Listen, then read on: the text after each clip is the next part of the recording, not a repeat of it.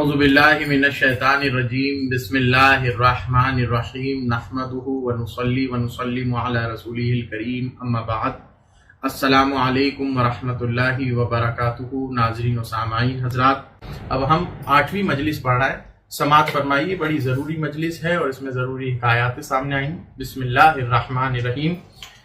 آدینہ بست و ششم ماہ شوال سنہ مذکور، بعد از نماز دولت پائے بوس حاصل شد، سخن در نماز افتاد و حضور امام و مقتدیان می فرمود کہ اول حضور آست کے مسلی آنچ خوان مانی آ بر دل بگزارند۔ 8ویں مجلس ہے جس کے معنی ہے، جس کی ترجمہ ہم پڑھ رہے ہیں آپ کے سامنے۔ اسی سال ماہ شوال کی 26ویں تاریخ جمعے کو نماز کے بعد قدم بوسی کی دولت حاصل ہوئی۔ نماز کا اور امام و مقتدیوں کے حضوری قلب کا ذکر آیا۔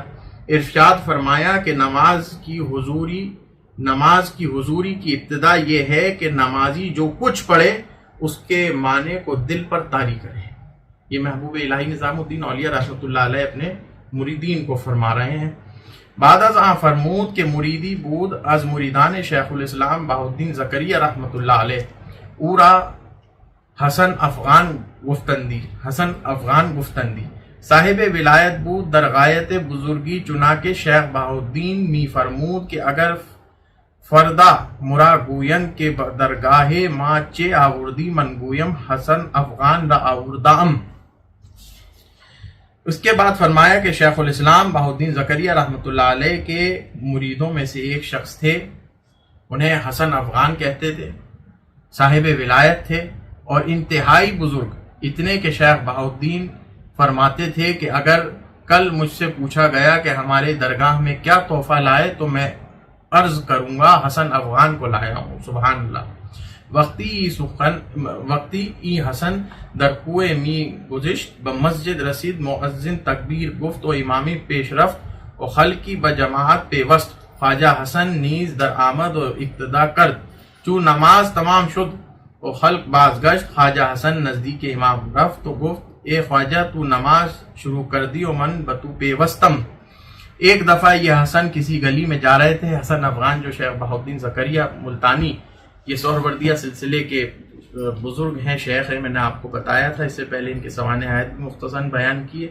ان کے جو بڑے عزیز اور بڑے پسندیدہ مرید تھے وہ حسن افغان تھے، جن کو انہوں نے یہ تک بھی کہہ دیا کہ اللہ تبارک و تعالیٰ پوچھے کل روز قیامت کہ کیا عمل ساتھ لائے ہو، یہ کیا ساتھ لائے ہو میری درگاہ، میری بارگاہ میں، تو میں حسن افغان کو پیش کر دوں گا۔ اتنے جلیل القدر بزرگ تھے۔ ایک دفعہ یہ حسن کسی گلی میں جا رہے تھے، ایک مسجد میں پہنچے، مؤذن نے تکبیر کہی، امام آگے بڑھے اور ایک خلقت جماعت میں شامل ہو گئی۔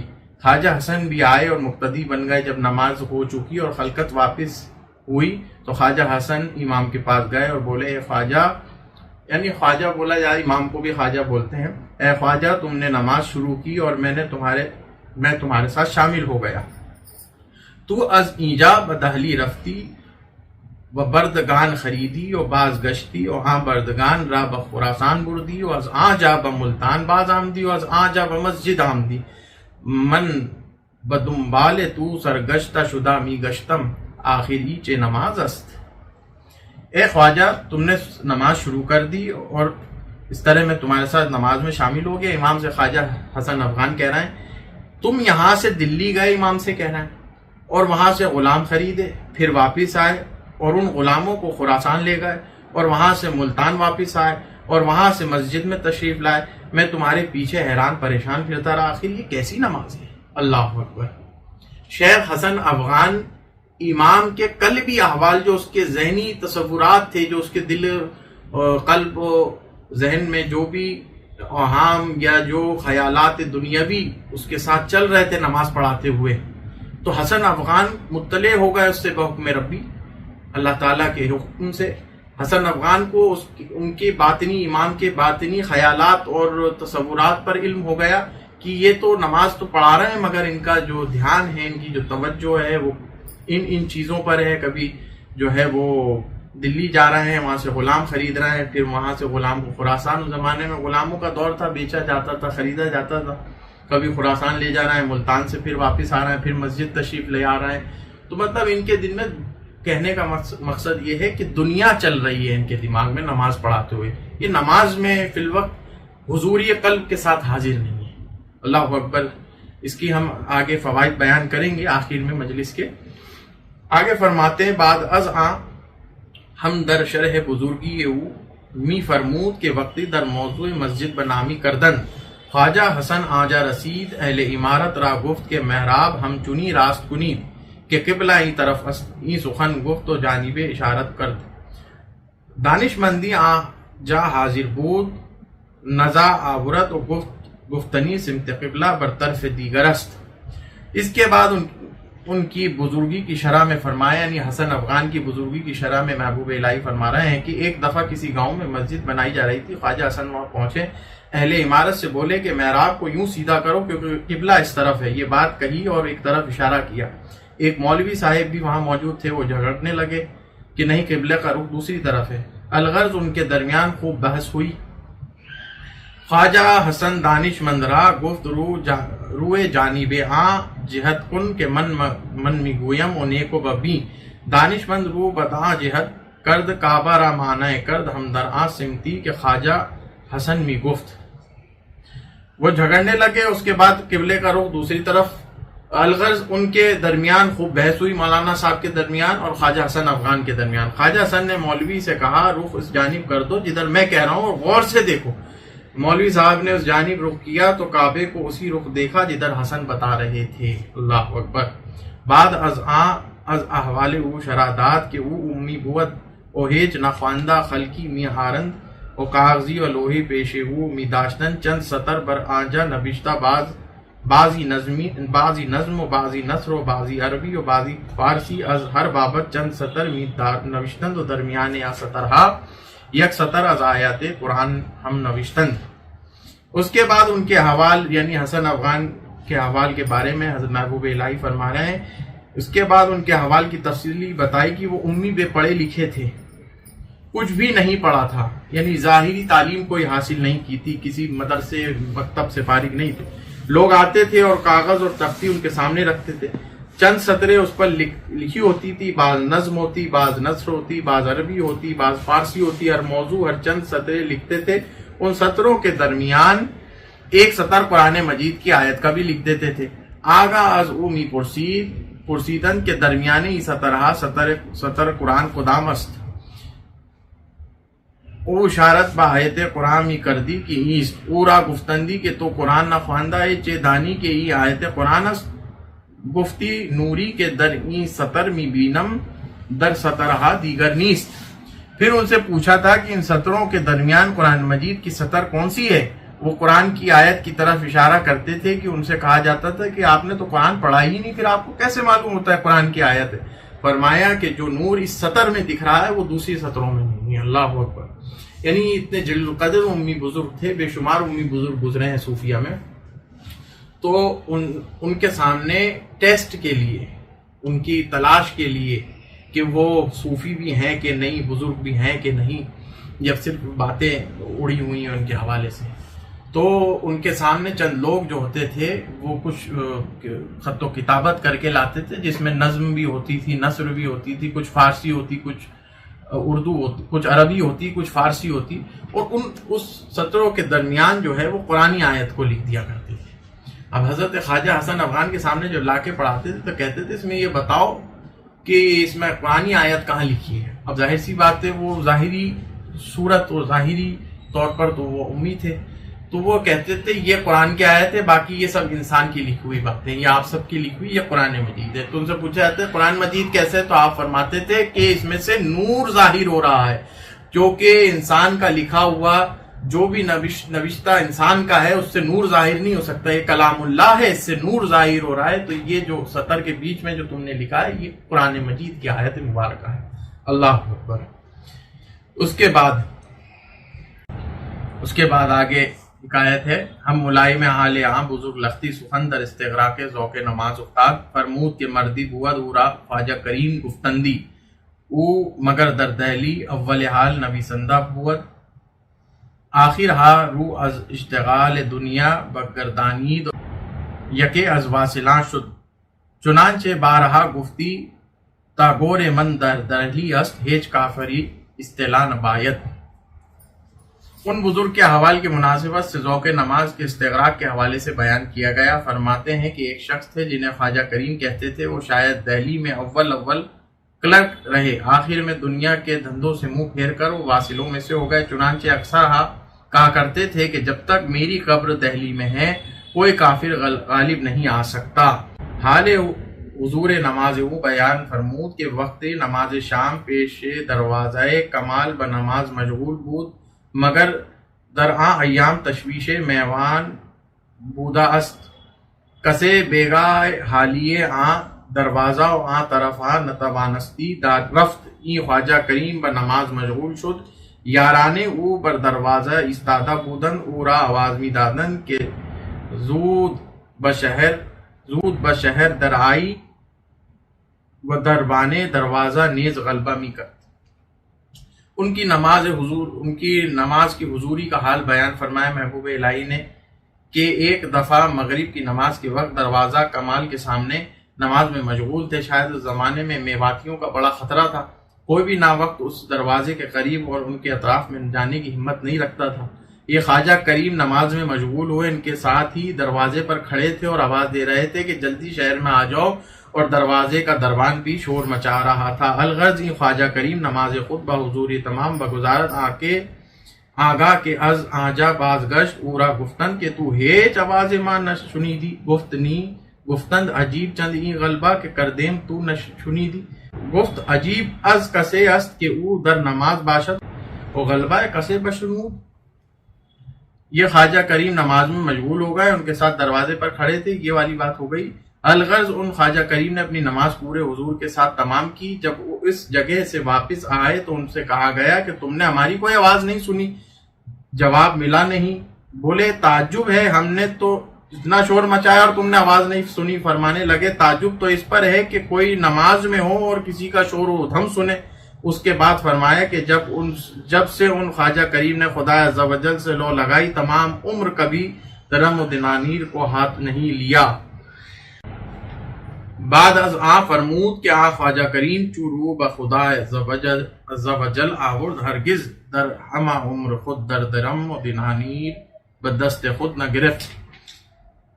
بعد از آن خواجہ ذکر اللہ بالخیر در ترک دنیا لذات آن بسخن در پیوست۔ آپ نے فرمایا می فرمود کہ ہمت بلند باید کرد و بالائش دنیا مشغول نہ باید گشت، از سر شہوت باید برخواست۔ آگاہی دو مصرع بر لفظ مبارک راند۔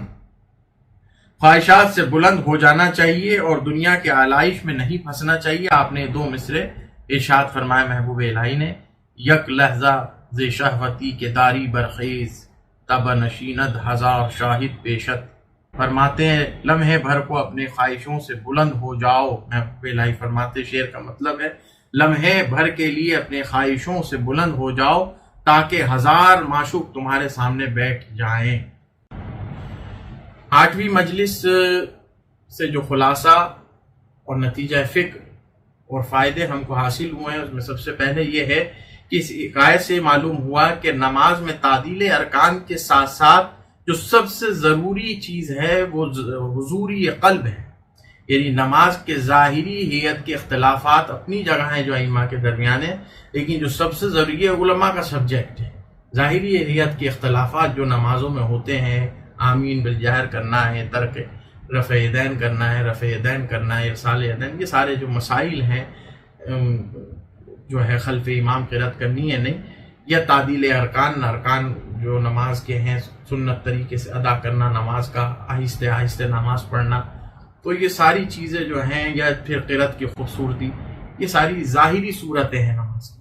باطنی صورت جو ہے نماز کی اور جو سب سے اعلیٰ اور افضل ہے، اور جس کا لازم، جس طرح ظاہری صورت لازم ہے، اسی طرح یہ باطنی صورت بھی لازم ہے۔ اس سبجیکٹ کے جو اسکالرز ہیں باطنی ہیئت کے نماز کے حوالے سے یا دیگر اعمال کے حوالے سے، یہ صوفیہ صافیہ ہے، تو کہتے ہیں کہ حضوری قلب جو ہے وہ حاصل ہونی چاہیے نماز کے اندر۔ ظاہری ہیئت میں کمال کے ساتھ ساتھ باطنی ہیئت نماز کی بھی کمال میں ہونی چاہیے، کمال اکمل ہونی چاہیے، اور اس کا ایک ہی طریقہ ہے کہ کس طرح استغراق نماز کے اندر ہو اور نماز میں کس طرح یکسوئی اور کس طرح حضور قلب حاصل ہو، وہ صرف یہ ہے کہ ما سوا اللہ کی نفی تام ہو جائے اور صرف قلب و نظر میں اللہ اللہ رہ جائے اور سب کچھ اس کے ما سوا ختم ہو جائے، اللہ کی یاد اور اسی کی یاد میں مشغول ہو جائے، اسی کی ذات میں پیوستہ ہو جائے۔ اور فہم قرآن مجید کے حوالے سے بھی یہ کہا گیا ہے، محبوب الہی نے اس مجلس میں فرمایا کہ جتنا آپ کو آیات قرآن مجید کی تفاسیر اور اس کے احکام کے یعنی قرآن مجید کی نصوص کے حوالے سے جتنا آپ کو علم حاصل ہوگا، اتنا ہی آیات کے پڑھنے کی لذت اور مزہ بھی قاری کو آنے لگے گا۔ دوسرا یہ کہ اس حکایت سے معلوم ہوا کہ صوفی اور مولوی کے درمیان ایک بڑا واضح فرق ہے۔ صوفی مولوی جو ہوتے ہیں وہ ہمیشہ محتاج دلیل، محتاج اجتہاد ہوتے ہیں۔ صوفیہ جو ہوتے ہیں ظاہری دلائل کے ساتھ ساتھ باطنی دلائل بھی رکھتے ہیں، یعنی وہ اجتہاد کے مقام پر بھی فائز ہوتے ہیں۔ صوفیہ فقہا بھی ہوتے ہیں، محدثین بھی ہوتے ہیں، اکابر علماء بڑے اپنے جلیل القدر زمانے کے علماء بھی ہوتے ہیں، شیخ الاسلام بھی ہوتے ہیں بیک وقت، اور بیک وقت اپنے وقت کے خطب وقت بھی ہوتے ہیں، صوفی بھی ہوتے ہیں۔ تو وہ کہتے ہیں کہ یہ اس حکایت میں یہ آیا بڑا واضح فرق ہے صوفی اور مولوی میں۔ مولوی محتاج دلیل ظاہر ہوتا ہے، صوفی ظاہری دلیل کے ساتھ ساتھ باطنی دلیل بھی رکھتا ہے۔ باطنی دلیل کیا ہے؟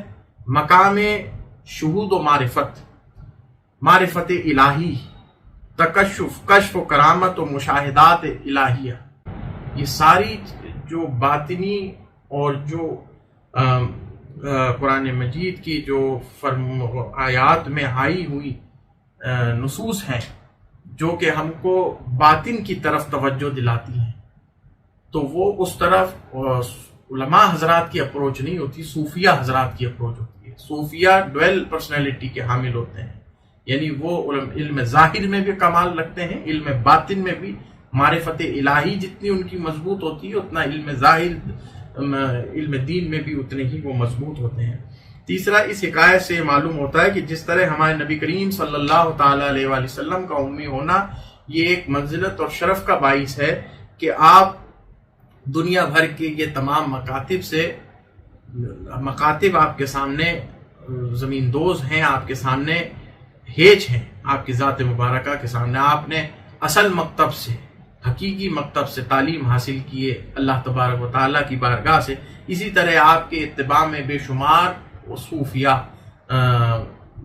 امت رسول صلی اللہ علیہ وسلم میں پیدا ہوئے، جنہوں نے آپ کی امت میں جو ہے وہ بڑے بڑے امی گزرے ہیں، جو ظاہری طور پر تو امی تھے لیکن اللہ تبارک و تعالیٰ کی جانب سے ان کو علم لدنی حاصل تھا اور وہ مقربین تھے، اور وہ اس قدر فضیلت رکھتے تھے، اس قدر دانشمند تھے، اور اپنے وقت کے اس قدر جلیل القدر علماء کو انہوں نے ساکت کیا ہے، خاموش کیا ہے، دم بخود کیا ہے، کہ جس کی مثالیں کتب میں موجود ہیں، وہ صوفیہ جو امی ہوا کرتے تھے۔ چوتھا یہ کہ اس حکایت سے یہ بھی معلوم ہوا کہ صوفیہ اور مشائخ کے پاس نماز کی کتنی زیادہ اہمیت ہے۔ شروع مجلس سے لے کر یہ 8ویں مجلس تک نماز کے بارے میں کتنی بار حضرت محبوب الہی نظام الدین اولیاء رحمۃ اللہ علیہ ذکر فرما چکے، اور اس سے بھی زیادہ نماز میں حضوری قلب اور استغراق جو نماز کا رکن لازم ہے اس کے حوالے سے ذکر ہو چکا ہے، جس پر تمام انبیاء، مرسلین، سلف صالحین متواتراً جن کی یہ سنت رہی ہے، انبیاء مرسلین سلف صالحین کی، کہ نماز کا کمال یہ ہے کہ نماز میں استغراق اور ذوق اور حضوری قلب ہو، انہماک ہو۔ نماز فقط نہیں تو اگر خالی ظاہری حیت کے ساتھ نماز رہ جاتی ہے، اس میں حسن نیت نہ ہو، اس کے اندر باطنی کیفیت پیدا نہ ہو اگر نماز میں، تو وہ صرف ایک ورزش اور ریاضت بدنی بن کے رہ جاتی ہے۔ اس میں جب تک حضور قلب موجود نہ ہو، جب تک اللہ تبارک و تعالیٰ کا مشاہدہ اور اس کے بارگاہ میں حضوری نہ آئے آپ کے نماز کے اندر، تب تک نماز قبول بھی نہیں ہے، مکمل بھی نہیں ہے۔ پانچواں یہ کہ ترک دنیا، خواہشات اور لذات دنیا، لعب، یہ صوفیہ کاملین، واصلین، مقربین کے وہ عملی میراث ہے جس سے گزرے بغیر کوئی صوفی بن ہی نہیں سکتا۔ چاہے وہ ترک دنیا ہو، لذات ہو، خواہشات ہو، یعنی دنیا کی جملہ آلائش، دنیا کی جملہ زیب و زینت سے صوفیہ بالکل پاک ہوتے ہیں، جس طرح انبیاء مرسلین پاک ہوتے ہیں۔ اور انبیاء مرسلین جلیل القدر، ان کی یہ سنت رہی ہے کہ ہر طالب خدا اور دین کے لیے عمل، یعنی ترک دنیا کا عمل، ترک دنیا کی پہلے بھی مجلس گزر چکی ہیں، حضرت محبوب الہی نے ترک دنیا کی تفصیل اور تفسیر بھی بتا دی۔ ترک دنیا سے صوفیہ کی کیا مراد ہے؟ لنگوٹ پہن کر بیابان میں بیٹھنے کے معنی نہیں ہے، روزے رکھتے ہوئے مرد خلق خدا کے سامنے ان کو، خلق خدا کو اللہ تبارک و تعالیٰ سے جوڑنا، ملانا واصلین کا کام ہے، اور خود کو استقامت کے ساتھ ان کے درمیان نبی کریم صلی اللہ علیہ وسلم کی شریعت پر عمل کرتے ہوئے ساتھ رکھنا۔ تو یہ ساری چیزیں، یہ عمل متواتر ہے جو انبیاء مرسلین سے وراثتاً صوفیہ کو حاصل ہوئی، اور ترک دنیا پر کوئی کلام نہیں۔ قرآن مجید کی آیاتیں اور احادیث متواترہ سے ثابت ہے ترک دنیا کے معاملات، یہی صوفیہ اس پر عمل کرتے رہے۔ یہ ایک واضح ظاہر، ایک واضح فرق ہے علماء اور صوفیہ کے درمیان۔ وہ علماء جو کسب دنیا کرتے ہیں، نہ کہ وہ علماء جو دین کے خاطر عمل پیرا ہے، دین کے لیے زندہ ہے۔